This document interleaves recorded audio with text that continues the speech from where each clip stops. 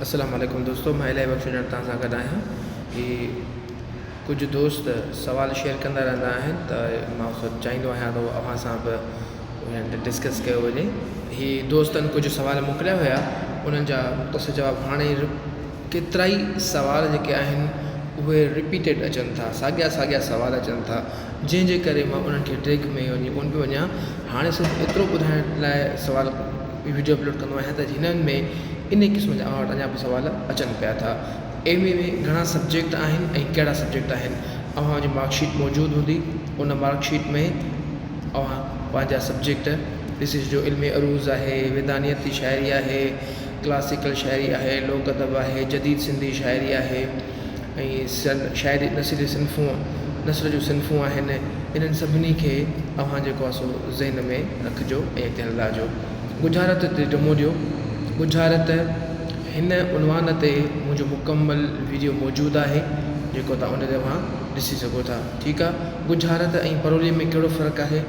इन गुजारत ऐं परोलीअ में फ़र्क़ु खे बि जेको आहे सो गुजारत वारे वीडियो में ई वाज़ह कयो वियो आहे।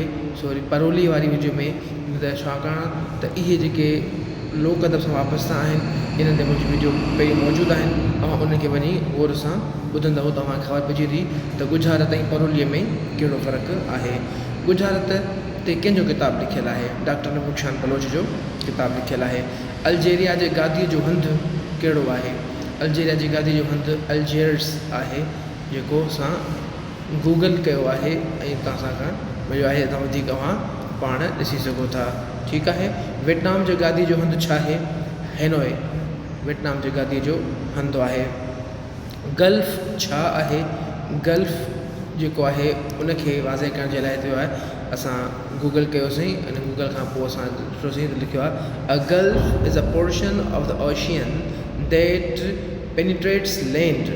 Gulfs vary greatly in size, shapes and depth. Sindhi में चएसि थो, ख़लीज समुंड जो हिकु हिसो आहे जेको ज़मीन में दाख़िलु थिए थो। ख़लीज साइज़, शिकिल ऐं खुटाई में तमामु घणो मुख़्तलिफ़ थिए थो, छाकाणि त इहे जेके हेठियां इलाइक़ा जेके आहिनि उन्हनि खे चए थो। ऐं ख़ासि तौर ते असां वटि जेको अरबस्तान वारा इलाइक़ा आहिनि या हेठि इलाइक़ो, उन्हनि में ख़लीज में ईंदो आहे। गल्फ खे सिंधी में छा चवंदा आहिनि? गल्फ खे सिंधीअ में ख़लीज चवनि था। ची गवेरा किथां जो हुयो? क्यूबा। समन जे दौर में रोमानवी दास्तान कहिड़ो आहे? नूरी ॼाम तमाची। अला ॾाही मथियां ॾाहियूं ॾुख ॾिसनि। हिन बैत में लतीफ़ छो थो चवे तव्हां ॾाही मथियां? हाणे इन मुताबिक़ हर कंहिंजो पंहिंजो नज़रियो आहे। हर को पंहिंजे सम्झ ऐं पंहिंजे अकुल ऐं पंहिंजी जेको आहे सो मुताबिक़ जवाबु ॾींदो आहे। जेको शाह लतीफ़ वटि नज़रियो कहिड़ो हुयो, उहो हिकु अलॻि मामिलो आहे। असां उनखे कीअं सम्झूं था, मामिलो हिते आहे त छाकाणि त शाह लतीफ़ जी सोच ते, शाह लतीफ़ जे फ़िक्र ते असां छा सोचियो आहे उहो करे सघूं था। बाक़ी संदसि सोच में छा हुयो हिकु अलॻि मामिलो आहे। इन करे हीअ तव्हां स्क्रीन शॉट ते मौजूदु पियो आहे, तव्हां हिनखे ॾिसी वधीक पढ़ी सघो था।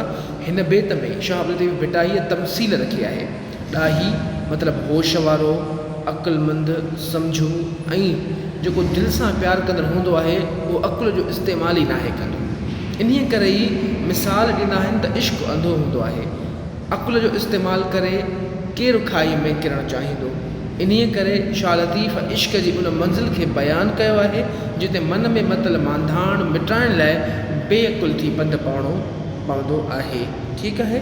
इनखे वधीक अव्हां जीअं सम्झो था, उनखां वधीक बेहतर नमूने सां उनखे पेश करे सघो था। ठीकु आहे। पेनिनसुला छाखे चवंदा आहिनि? A peninsula is a piece of land that is almost entirely surrounded by water but is connected to the mainland on one side. हिकिड़ो जज़ीरे नुमा ज़मीन जो टुकड़ो आहे जेको तक़रीबन मुकमल तौर ते पाणीअ सां घेरियल हूंदो आहे, पर हिकिड़े पासे सरज़मीन सां ॻंढियल हूंदो आहे। ठीकु आहे। पेनिनसुला खे सिंधी में छा चवंदा आहिनि? जज़ीरो चयो वेंदो आहे। मज़मून नवेसी ते हिकु पेज लिखो। हाणे छाकाणि त अव्हां इंटरव्यू में वञो था त इंटरव्यू दौरान असां खां इहो सुवालु कयो वञे थो त मज़मून नवेसी ते या कंहिं ॿिए दफ़ो तव्हां हिकिड़ो पेज लिखो। ची गवेरा जो तालुक़ कहिड़े मुल्क सां हुयो? क्यूबा सां। फिडल कास्ट्रो जे बारे में ख़बर अथव? सवाल कयो वियो। फिडल कास्ट्रो क्यूबा जो वज़ीर आज़म हो जेको ईस्वी 1958 इन में वधाउ थी सघे थो, घटि में घटि तारीख़ अवां वरी चेक करे सघो था, खां 2008 ताईं लगातार वज़ीर आज़म रहियो आहे। ठीकु आहे। ऐं लॉन्ग सर्विंग वज़ीर आज़म बि इहो ई हो। शायदि वफ़ात खां पोइ हटायो वियो या वफ़ात खां 1-2 साल अॻु हुन जेको आहे सो पंहिंजे वज़ीर आज़म शिप तां लथो हुयो। सिंधी अदब ते मार्क्सिज़म जे असर खे कीअं था ॾिसो? शाइरी में ॿियनि सिन्फ़ुनि सां जा मिसाल ॾियो। जॾहिं सिंधी अदब में मार्क्सिज़म आयो त उन मार्क्सिज़म में असांजा केतिरा ई अदीब उन बुनियाद ते लिखणु शुरू कयो ऐं इहो सॼो जो सॼो अदब जेको आहे 70, 80 ऐं 90 जे ज़माने जो आहे। इन ते असां मुकमल हिकु वीडियो रखंदासीं जंहिंसां असां ख़बर पए त मार्क्सिज़म छा आहे, मार्क्सिज़म में कहिड़ो अदब अचे थो ऐं मार्क्सिज़म सां कहिड़ा जेको सिन्फ़ूं ऐं कहिड़ियूं जेको आहे सो नॉवल, कहिड़ा नॉवल, कहिड़ी शाइरी मख़सूस आहे असां। ठीकु आहे। प्रयोग छा आहे? असां प्रयोग ते गुज़िरियल 3-4 वीडियो में लगातार इनखे असां बयानु कंदा आहियूं। वधीक तव्हांखे पढ़णो आहे, तव्हां स्क्रीनशॉट वठी तव्हां हिनखे भले जेको आहे सो पढ़ी सघो था। ठीकु आहे। प्रयोग कर्मणी छा आहे? इन ते बि असां गुज़िरियल वीडियो में ॻाल्हायो आहे, इन करे असां नथा ॻाल्हायूं। उनखां पोइ आहे सिंगार ते डेमो ॾियो। सिंगार शाइरी ते मुंहिंजी मुकमल वीडियो मौजूदु आहे। इन मुकमल वीडियो खे अव्हां ॿुधो वञी तव्हांखे ख़बर पइजी त सिंगार छा आहे ऐं सिंगार खे प्राकृत में, संस्कृत में, हिंदीअ में छा चयो वञे थो ऐं उन जा क़िस्म कहिड़ा आहिनि ऐं उन क़िस्मनि में छा छा अंदरि अचे थो, उनखे वधीक बेहतर नमूने सां अव्हां पढ़ी वेंदा ऐं सम्झी वेंदा। ठीकु आहे। उनखां पोइ सिंगार ऐं गज़ल में फ़नी ऐं मौज़ूआती हवाले सां फ़र्क़ु, हिकु जहिड़ायूं, ॿिन्ही मां उरूज़ी ऐं ग़ैर उरूज़ी सिन्फ़ कहिड़ी आहे? हाणे सिंगार लोक अदब जी शाइरी आहे, सिन्फ़ आहे। ठीकु आहे। ऐं सिंगार जेका सिन्फ़ आहे उहा लोक अदब आहे। गज़ल जेका आहे उहा अरूज़ी सिन्फ़ जी शाइरी आहे। हाणे इन में मौज़ूआती हिकु जहिड़ाई कहिड़ी आहे? गज़ल में इब्तिदाई तौर ते मौज़ू इश्क़ मुहबत हूंदो हुयो। ठीकु आहे। पर जीअं जीअं गज़ल तरक़ी कई, गज़ल तरक़ी करण खां पोइ उन में मौज़ूआती नुदरत आई।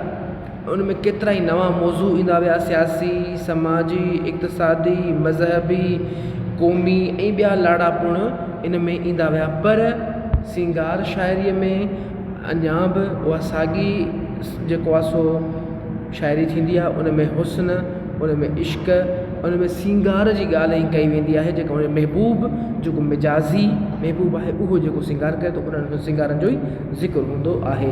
ठीकु आहे। इन में तव्हांखे इहो थोरो फ़र्क़ु आहे जेको सम्झणु घुरिजे। हथ टिकेरणु छा आहे? इस्तराह या ॿियो कुझु? इस्तराह आहे। हाणे मुंहिंजे ज़हन में जुमिलो इहो आयो, अव्हां ॿिया जुमिला इन ते ठाहे सघो था। मुश्किल वक़्त में अल्लाह ताला जे बारगाह में हथ टिकेरणु घुरिजे, ॿियनि खे घुरण खां बजाए अल्लाह ताला खां घुरणु घुरिजे। FATF छा आहे? गूगल कयो आहे ऐं उनखे उन सां ट्रांसलेशन कई आहे। उहो आहे the financial action task force leads global action to tackle money laundering, terrorist and proliferation financing. The FATF researches how money is laundered and terrorism funded, promotes global standards to mitigate the risks and assesses whether countries are taking affected actions. हाणे इन जो जेको आहे उहो मक़सदु छा आहे? त हीअ मक़सदु सिर्फ़ु उहो आहे त हीअ जेके दहशतगर्दी पखिड़ण ऐं उनजो जेको मालियाती इदारो आहे उनखे ॾिसंदा आहिनि त कहिड़े मुल्क खे असां मालियाती मदद कयूं। जेकॾहिं मालियाती मदद कयूं था त उहो मनी लॉन्ड्रिंग यानी का पैसा हिकु मुल्क खां ॿिए हंधि कीअं खणी वञनि था ऐं उन्हनि खे कहिड़े नमूने सां रोके सघे थो। फाइनेंशियल एक्शन टास्क फोर्स दहशतगर्दी पखिड़ण खे मुंहुं ॾियण लाइ आलमी कार्रवाई जी अॻुवाणी करे थी, तहक़ीक़ करे थी त कीअं पैसे जी मनी लॉन्ड्रिंग कई वेंदी आहे ऐं दहशतगर्दी जी फंडिंग कई वेंदी आहे। ख़तरनि खे घटाइण लाइ आलमी मयार खे फ़रोग़ ॾिए थी।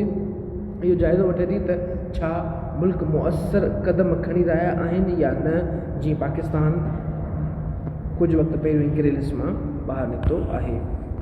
पाकिस्तान जी पहिरीं यूनिवर्सिटी कहिड़ी आहे? हाणे जेकॾहिं 1882 जी ॻाल्हि कजे थी पाकिस्तान खां पहिरियों आहे ऐं 1947 जी ॻाल्हि कजे थी त पाकिस्तान खां जे दौरान आहे, पर पोइ बि मञी जेका आहे उहा इहा वेंदी यूनिवर्सिटी आहे। त university of Punjab is one of oldest university of Pakistan, असां हुनखे हिट कंदासीं। ठीकु आहे, अॻिते हलूं था। पाकिस्तान जी पहिरीं सदर औरत क़ाइम मक़ाम केरु आहे? मुंहिंजे इल्म मूजिबि का बि क़ाइम मक़ाम सदर औरत हींअर ताईं कोन आई। तो उन जो क़ाइद आज़म मोहम्मद अली जिन्ना जी भेण ज़रूरु जेको आहे सो फातिमा जिन्ना इलेक्शन में बीठी हुई, पर उन खे दाख़िली करे हारायो वियो हुयो, उहा सदारत जे लाइ बीठी हुई। शाह लतीफ़ पखियुनि जो ज़िक्र कहिड़े सुर में कयो आहे? शाह लतीफ़ पखियुनि जो ज़िक्र सुर कारायल ऐं पूरब में कयो आहे। हिकु हिकु शेर ॿुधायो। वया मोर मरी हंज न रहियो हिकिड़ो, वतन थियो वरी कूड़नि कायरनि जो। इन खां अलावा ॿिया केतिरा बि शेर आहिनि जेके तव्हां पढ़ी सघो था, पर हीउ शेर जेको आहे उहो कारायल मां आहे ऐं हीउ पूरब मां आहे। आओ उॾामी कांगड़ा पारां भां पचार, वेही हित विसाल जो टांको तिर तवार। ठीकु आहे, इहे ॿ शेर आहिनि। ऐं इन खां अलावा ॿिया अवां जेके 16 लॻनि उहे अवां पढ़ी सघो था, उन ॾिसी सघो था। जे ॾिसण में ॾेसार से उॾामी आण फिरी, इहो उनजो मथे ॾिसे थो। फेल ऐं उनजा क़िस्म ॿुधायो। इहे सुवाल उहा आहिनि सभिनी वीडियो में हल कयल आहे। ठीकु आहे, जंहिंजे करे असां हिनखे हिते वधीक नथा डिस्कस कयो, छो त वक़्तु अवां जो ई ज़ाया थींदो। अल्लाह हाफ़िज़।